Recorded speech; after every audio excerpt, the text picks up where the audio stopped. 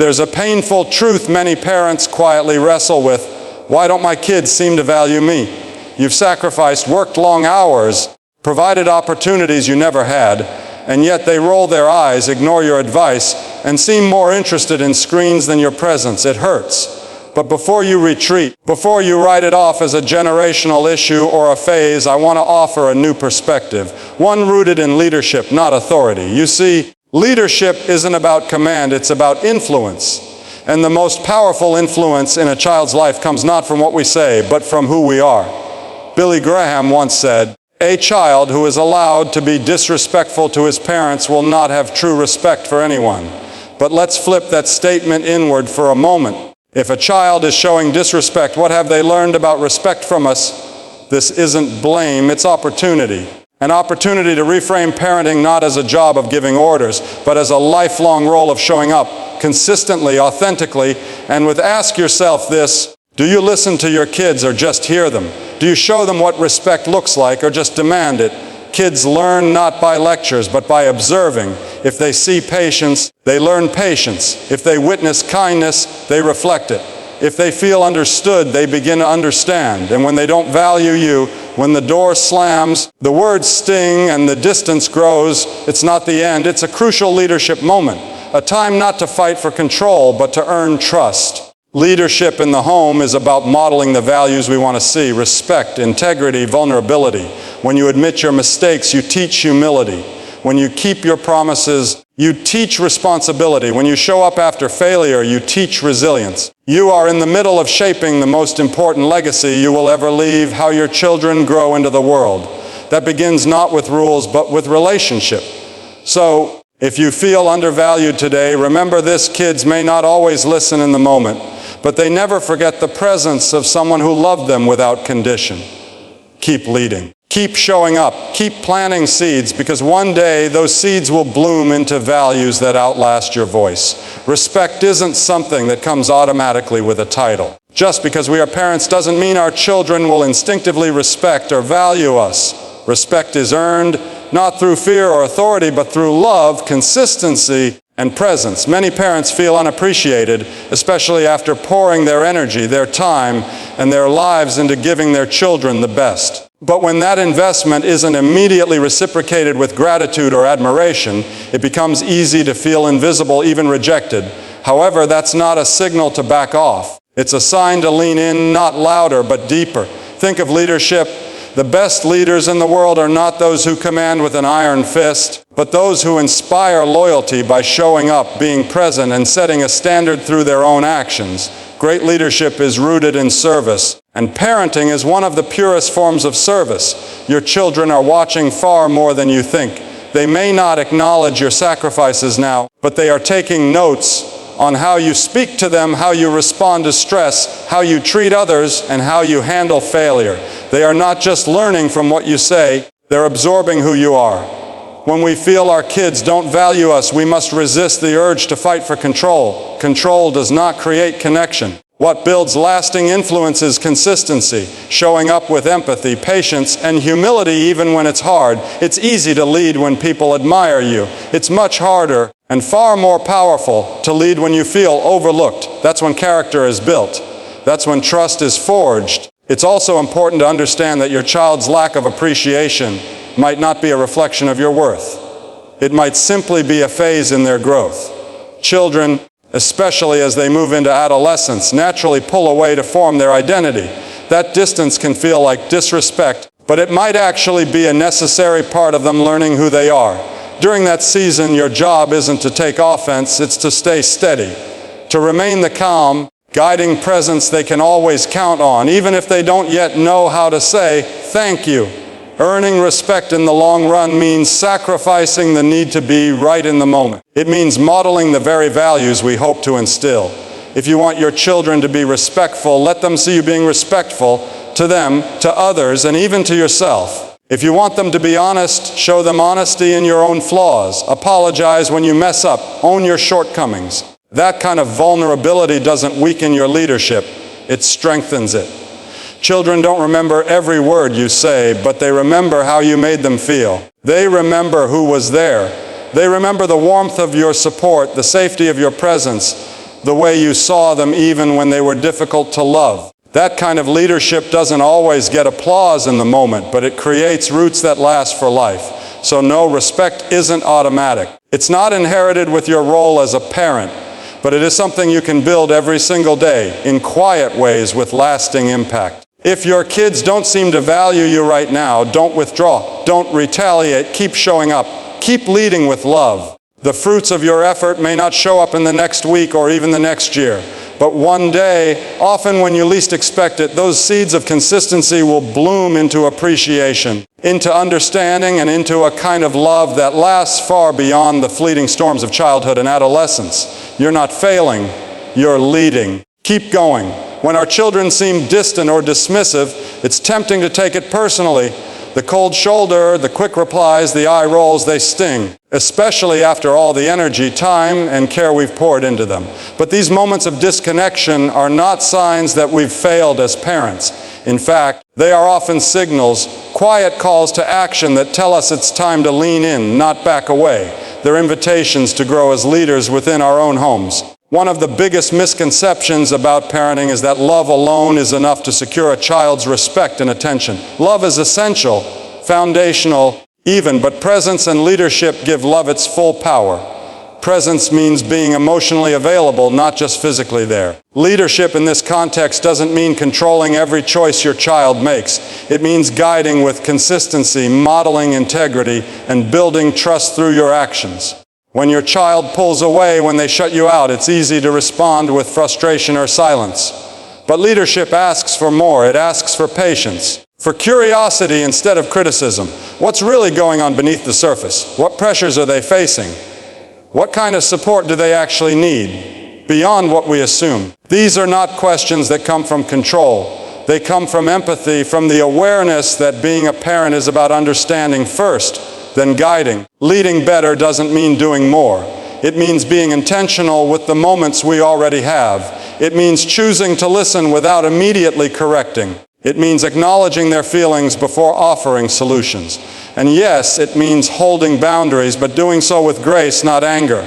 A great leader leads with vision, and that vision has to include who your child is becoming, not just who they are today. This isn't always easy. In fact, it's often uncomfortable. Because leadership demands we grow too. We can't lead our children well unless we're willing to reflect on ourselves, our habits, our tone, our reactions. Have we been present or just busy? Have we led by example or expected more than we've demonstrated? Our kids may not always articulate it, but they are constantly learning about the world and about themselves through how we show up. There's a quiet strength in staying consistent even when you feel rejected. In choosing connection over control and prioritizing relationship over rules. That doesn't mean letting go of discipline or structure. It means anchoring those things in a deeper understanding of what your child needs most to feel seen, to feel safe, to feel respected. Respect is not a one-way street. We can't demand from our kids what we're not willing to give. And giving respect doesn't weaken our role, it strengthens it. Because children who feel respected are far more likely to open up, to engage, and ultimately to follow the guidance we offer. They don't want perfection. They want authenticity. They want to know that we're human too, that we can admit our mistakes, that we're growing with them, not just instructing them from a distance. When you choose to lead with love and presence in moments when you feel unvalued, you're planting seeds. Those seeds may take years to grow, but one day they will. Your child may not remember every lecture, but they will remember how you made them feel. They will remember the patience you showed when they were difficult, the kindness in your voice when they didn't deserve it, the way you stood by them when it would have been easier to walk away. So when your child seems distant, don't take it as a verdict.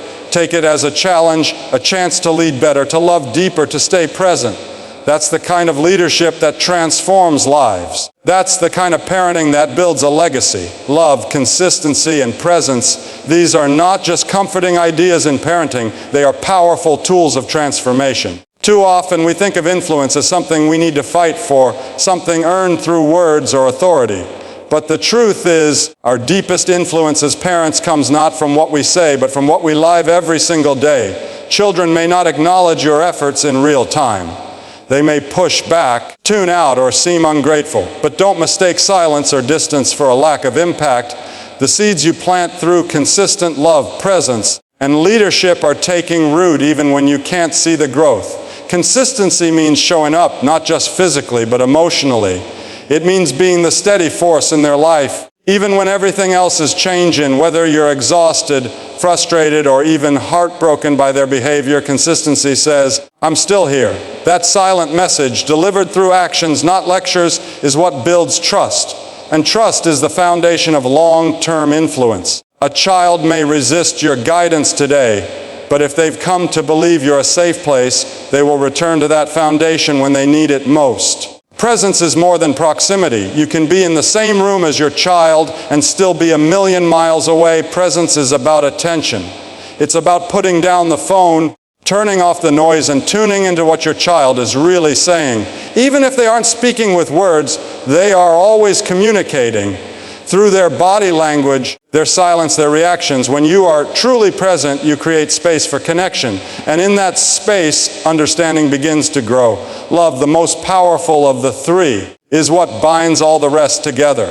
But not just any kind of love, unconditional love, the kind that doesn't change based on their mood, their grades, their choices, or their mistakes. It's easy to love when things are going well, but it's during the tantrums, the backtalk, the poor decisions, that's when love becomes leadership, because it teaches them that their worth isn't dependent on their performance. It's a reflection of who they are and who they are becoming. There will be moments when your child tests you, pushing limits, questioning authority, or even rejecting your presence. These moments don't mean you're doing it wrong. In fact, they're often signs that you're doing the hard work of raising someone who is learning to think, to feel, to challenge, and to grow. These are not failures. They're friction points in the shaping of character for them and for you. Your response in those moments is what defines the relationship. Not whether you say the right thing, but whether you remain steady in love and purpose. Leadership in the home isn't about having the answers. It's about asking the right questions, listening without judgment, and guiding without shame. It's about helping your children navigate life with the values you live, not just the ones you preach. Do they see you practicing patience or only demanding it? Do they witness your humility or only your authority? Kids learn integrity not from hearing about it, but from seeing it in motion. When you model consistency, presence, and unconditional love, you create a living blueprint for how they will show up in the world. And yes, it takes time. Yes, it's exhausting. No, it's not always appreciated, but leadership rarely is in the moment. Its value is revealed over time in the adult your child becomes, in the values they carry forward, and in the way they one day speak of your influence, even if they never fully understood it as a child. So keep showing up, keep leading with love, keep being the steady voice, the calm presence, the safe place, because influence isn't earned in grand moments, it's built in the ordinary ones, the after-school talks, the late-night check-ins. The way you respond when they fail, that's where leadership lies, and that's where your legacy begins. When children don't value or respect us, it's easy to jump to conclusions or feel deeply discouraged. But these moments, though painful, are not the end of the story. In fact, they are often the most crucial moments in our role as parents and leaders. It's during these times, when appreciation is absent and attitudes are high, that we are presented with the greatest opportunity to lead, not through lectures, punishments, or guilt, but through the quiet, resilient act of earning trust. Leadership at home is very different from leadership in a workplace or on a stage. In the home, your audience sees everything. They see you when you're tired. They notice when you're frustrated. They absorb how you treat people when no one is watching. And most importantly, they remember how you respond when they mess up, fall short, or push you away. These responses form the emotional blueprint of trust. And without trust, there can be no influence. It's a humbling thought. We can't expect trust just because we carry the title of parent.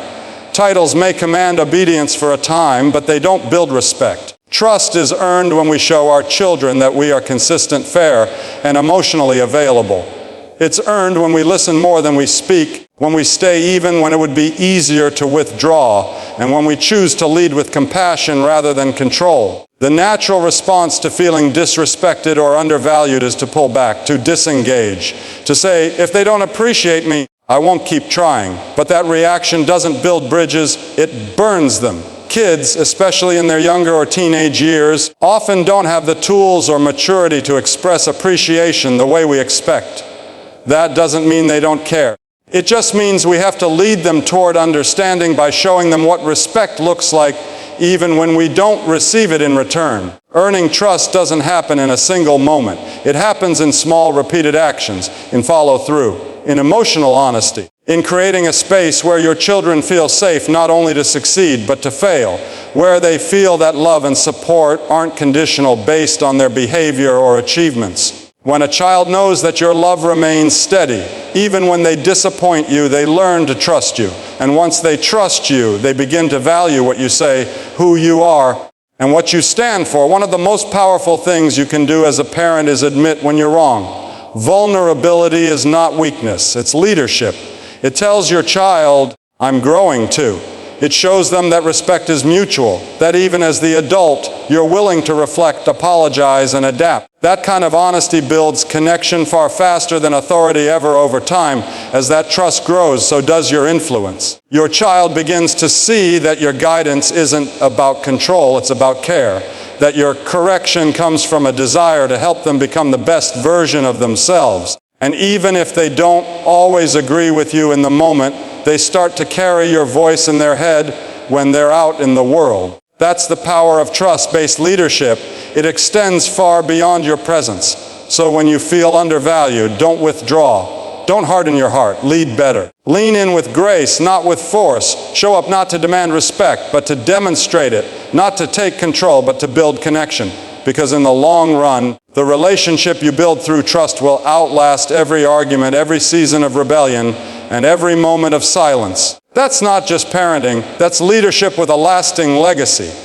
Love that stays through the hard moments is the most powerful force in parenting. It's easy to love a child when they're kind, respectful, and doing what we hope for them. But when they slam doors, ignore us, or say things that cut deep, that's when love has the greatest opportunity to lead. Children are not shaped only by the sweet moments, they are transformed by how we, as parents, show up in the messy ones. When they feel most unlovable, our steady, unconditional love teaches them something no words ever could. They are worthy even at their worst. That lesson stays with them for life. Sometimes we confuse love with approval. We think that if we're disappointed or hurt, we have to pull back in order to maintain authority. But love isn't about always agreeing with our kids. It's about staying emotionally available even when we're frustrated. It's about setting boundaries, yes, but setting them with empathy. Children need guidance, but they also need to feel that our love isn't up for debate. That's where real security is built. There's something powerful about the phrase, I love you no matter what, not as a performance, but as a deep truth they experience through your actions. When a child sees that your love doesn't shift based on their mistakes or moods, it becomes a safety net they can always return to. That kind of love doesn't make a child weaker, it gives them the courage to grow, because they know that even if they fail, they're not alone. Children, especially as they grow older, will test that love. Not out of cruelty, but out of insecurity. They want to know, will you still be there if I disappoint you? Will you still care if I push you away? Your calm presence in those storms answers those questions louder than any speech could. And the truth is, those are the moments that forge unbreakable bonds, not the vacations or birthday parties, but the quiet reassurances in the middle of chaos. Unconditional love is not passive. It's not letting your child do whatever they want. It's active. It's intentional. It means holding them accountable in ways that are respectful and firm. It means choosing to stay engaged even when your heart is tired. And it also means seeing the best in them even when they're not acting like it. You become a mirror of possibility. When you believe in who they can become, they eventually start believing it too. In the process, you're also modeling for them what love really is. In a world full of conditional relationships and fleeting attention, your home becomes their blueprint. They'll remember how it felt to be understood without being judged, to be corrected without being shamed, to be loved not for what they did, but for who they were. That experience will shape how they love others and how they allow others to love them. Yes, there will be moments when it feels thankless, when you wonder if they'll ever understand the depth of what you've given. But the beautiful thing about seeds is that they grow in silence. And the love you plant today will bloom years from now in ways you can't yet see, in how they treat their own children, in how they speak to themselves during hard times, in the values they carry forward. So when you feel invisible, when you feel like your love is being taken for granted, don't stop, don't harden, don't retreat. That's the moment to double down, to be steady, to remind them through your tone, your time, your actions, that your love doesn't disappear just because things got hard. Because that kind of love doesn't just raise children, it raises strong, compassionate, resilient humans. And that, more than anything, is the legacy worth leaving. One of the most important truths in parenting is this: your child's behavior is not always a reflection of your worth. When a child is disrespectful, distant, or unappreciative, it's easy to internalize their actions and assume it's a sign that you've failed. But that's not always the case. Children are not emotionally mature yet. They're still learning how to handle their own feelings, pressures, and inner conflicts. Sometimes their disrespect is less about you and more about their own struggle to understand the world and their place in it. As parents, we must learn to separate their behavior from our identity.